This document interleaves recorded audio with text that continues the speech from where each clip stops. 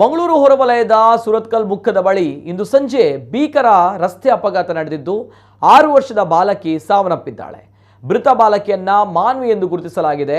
ಸುರತ್ಕಲ್ನ church ಶಾಲೆಯಲ್ಲಿ ಕಲಿತಾ ಇದ್ದಂತಹ ಪುತ್ರಿಯನ್ನ ಆಕೆಯ ಅಪ್ಪನೇ ಸಂಜೆ ವೇಳೆ ದ್ವಿಚಕ್ರ ವಾಹನದಲ್ಲಿ ಮನೆಗೆ ಕರೆದುಕೊಂಡು ಹೋಗ್ತಾ ಇದ್ದಂತಹ ಸಂದರ್ಭ ಮುಖದ ಬಳಿ ಅತಿ ವೇಗದಿಂದ ಬಂದ ಟಿಪ್ಪರ್ ಡಿಕ್ಕಿ ಹೊಡೆದಿದ್ದು ಬಾಲಕಿ ತಲೆಗೆ ತೀವ್ರ ಏಟು ಬಿದ್ದು ಆಕೆ ಸ್ಥಳದಲ್ಲೇ ಸಾವನ್ನಪ್ಪಿದ್ದಾಳೆ.